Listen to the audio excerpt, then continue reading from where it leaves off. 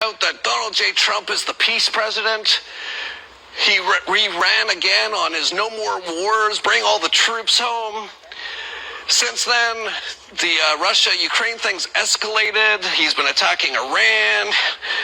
But they renamed the Donald J. Trump United States Institute of Peace now. And here's Jason Basler of the Free Thought Project. The Peace President 2025 recap. Xmas airstrikes on Nigeria, which, by the way, here it was. Fear and confusion in a Nigerian village hit in U.S. strike as locals say no history of ISIS in the area. Yeah, so he bombed Nigeria on Christmas Day, direct U.S. strike on Iran, renewed strikes in Syria, increased the Pentagram budget, 529 airstrikes on 240 locations, military aid to contentious regimes, 53-day bombing campaign in Yemen, build up seized oil tankers, boat strikes, domestic military deployment in U.S. cities, new sanctions targeting civilians in foreign countries, because war is peace in Trump's White House. Yeah, I think he's actually bombed more countries than any other president in history now, which is saying a lot, because there's a lot of them who have bombed a lot of places. Pretty incredible from the peace president. But of course, you know, they always have a way to twist it. Well, it's peace through strength, right? And of course, not him. That's the thing. He has nothing to do with any of this. That's the thing that most people don't get. Like, he doesn't wake up and decide anything. Zero! Hey, giving all praises to Yahweh by Hashem Yahweh Shai, by Hashem Harachakodash. Send double honors to our apostles and elders here at Great Millstone. Peace and blessings to the Lord's hopefully elect. Today being January 4th, 2026, year of sellouts, apostasy, and agents. We had news yesterday, I believe the 3rd, that over the weekend that Trump had captured Maduro and his wife from Venezuela. They bombed it. They went in there and they took the president and brought him to America, right? So it's got the whole country and everyone in the uproar. A lot of Venezuelans, which is majority of our people from the tribe of Naphtali and Asher, being happy of it. Some are happy, some are not happy. And so, you know, this devil, everything he does is deception. So before I made any conclusions, I wanted to wait to see what came out of it, because nothing just happens, right? And, you know, what I believe this is just, for one, it's a show of strength, right? It's trying to show the world that, hey, for one, hey, we America, hey, we, you know, Babylon, we ain't no joke. You know, we'll bomb you, come in there and take your president. That's what we willing to do. That's what we're capable of. But there was no sign of resistance at all from the Venezuelans. There's no sign of resistance from the army.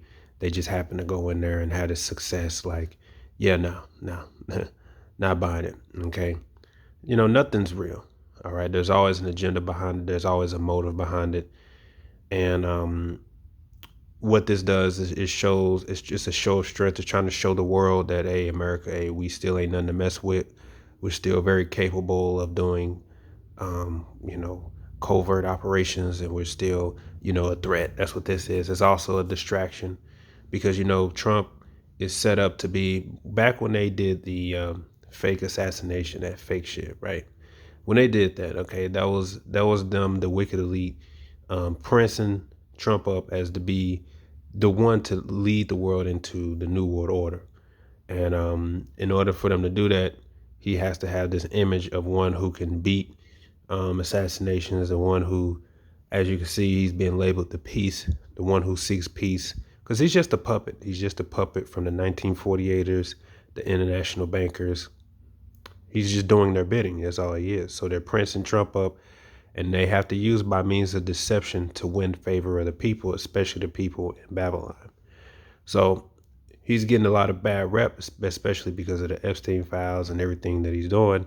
So this is just another attempt at him try to gain back some credibility that what he's doing. He is striving for peace. He wants peace. He wants there to be order. He cares about the people in Venezuela. He cares about them. And, you know, he had to go in there because, oh, this president is just a bad person. And we had to get him out of there so we can really establish some peace in that land, because that's what we care about. You know, there's always an agenda behind it. Everybody knows that you really just coveting after the oil and you want complete control over down there. And there's nothing that you do, nothing this devil does is out of good intentions. It's always out of evil intentions. It's orchestrated and it always have meanings behind it. Okay. And now prophetic wise, how this can lead more forward to the end is simply because Venezuela has ties with China and it has ties with primarily Russia, you know, because there's a big, in the scriptures, it's about Gog. It's about Gog, Persia, which is Iran, Gog, Persia, Turkey. When you read Ezekiel 38, it's about those nations. Okay, that's what it's really about, those main ones. All right. Scriptures tell you that Esau and Moab, which is China, always have an agreement. So even though they may buck heads, so to speak, the prophecy for the most part speaks that the big hitter is Gog, all right, which are the Russians, right?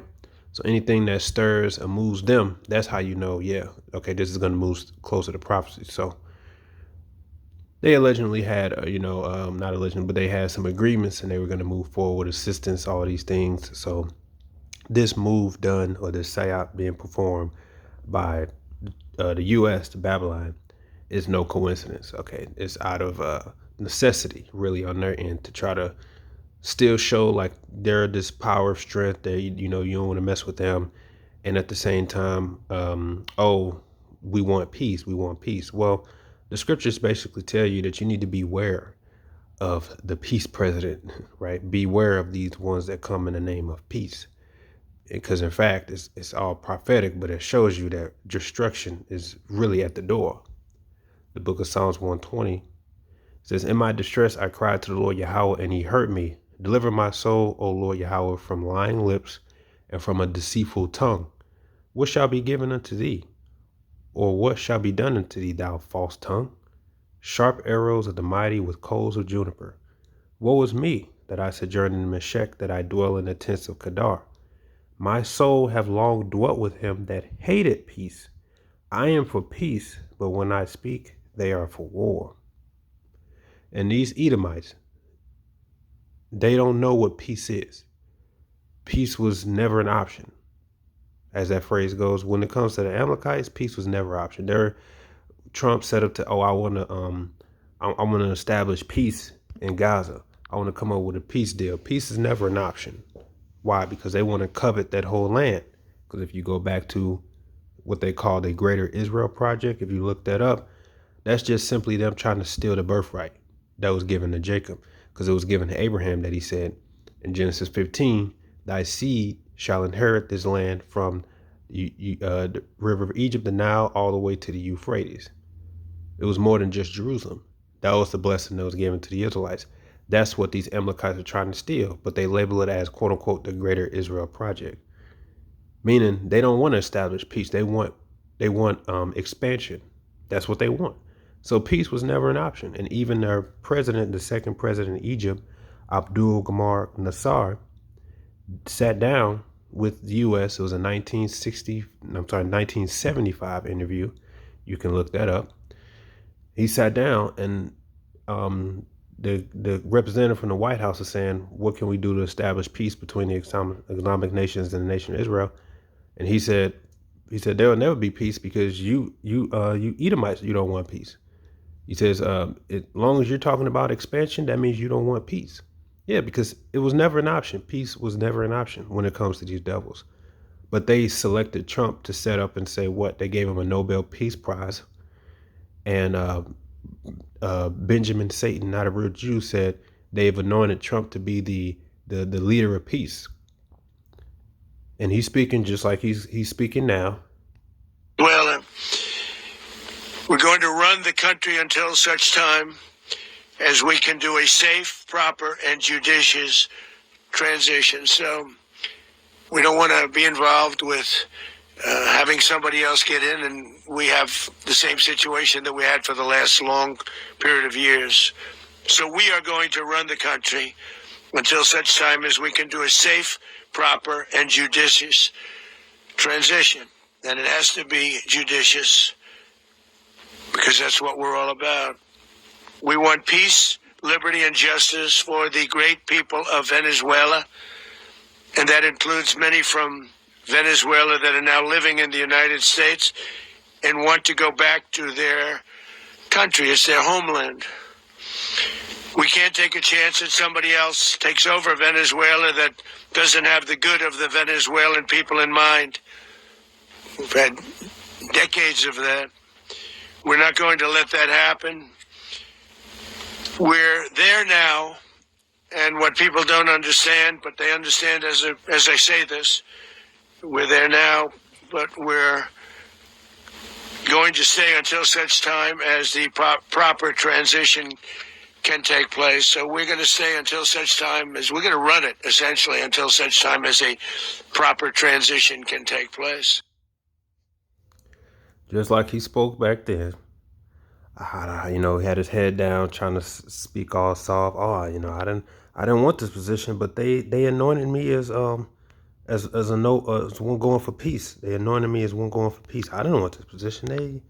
They chose me for this. So I'm gonna strive to get peace over there in Gaza. Yeah, all this show. At 2 Corinthians 11, verse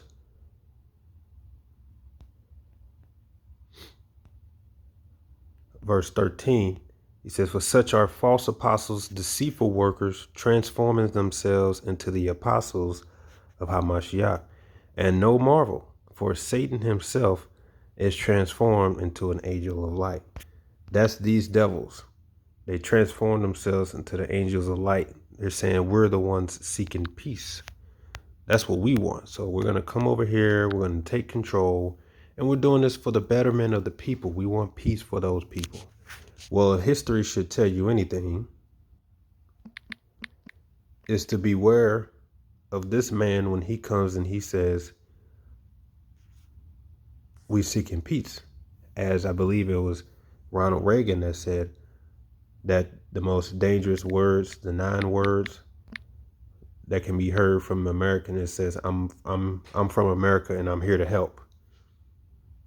So, you got a lot of our people, the Northern Kingdom, rejoicing over it. Well, the scripture says Ephraim is a silly dove, which Ephraim is the head of the Northern Kingdom. That's silly. Okay. They're the ones voted for Trump, all for Trump, Latinos for Trump. And then the very next day, they're getting their ass deported. And they actually got pictures of people who was at the rallies fighting for them. And these are the same ones getting deported. They're silly. They're silly. They're simple. Psalms 55, verse 18. "He have delivered my soul in peace from the battle that was against me, for there were many with me. Yahweh shall hear and afflict them, because he that abideth of old, Selah, because they have no changes, therefore they fear not Yahweh. He hath put forth his hands against such as be at peace with him. He hath broken his covenant. The words of his mouth were smoother than butter, but war was in his heart. His words were softer than oil, yet were they drawn swords." Who are you talking about? It's talking about Esau, Edom, the so-called white man, which includes the so-called Jewish man. All they know is war. They don't know peace. What history shows them is peace. All right. This is by acts of deception of Satan trying to transform themselves into the children of light, calling himself the peace president. He's seeking peace. His regime and his administration seeks peace, and he's the peace president. But all his record shows is that in this short time since he's been in, all he's did is cause war and drop bombs. And then we obviously can't forget the most notable scripture in the Bible, 1 Thessalonians chapter 5, "The day of the Lord. But of the times and the seasons, brethren, ye have no need I write unto you. For yourselves know perfectly that the day of the Lord so cometh as a thief in the night. For when they shall say peace and safety, then sudden destruction cometh upon them, as travail upon a woman with child, and they shall not escape." And if you can couple that with what's said in 2 Ezra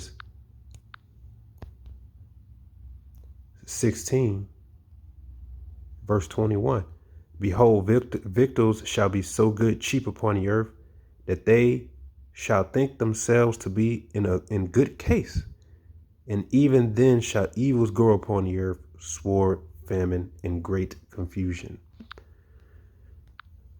So we know that peace is going to be ultimately the former to the end of the end times to come. First is going to be said peace, which is what's being said now, and then we know the incoming. So you know we at the end. And with this, they were talking about how gas prices, all this stuff may fluctuate. Well, we'll see, because who knows what show they could put on. The gas might go down, and the gas might be affordable, or it might be cheaper, and that could be more of a since I came and did what I did. Look at that, I'm all about helping people. I got the gas low, I got this going, etc. But then here comes what? The sudden destruction, because you should never trust the devil, okay, as the scripture says. So beware of this man, when he says that he is striving for peace. Okay, beware of the peace president. Shalom.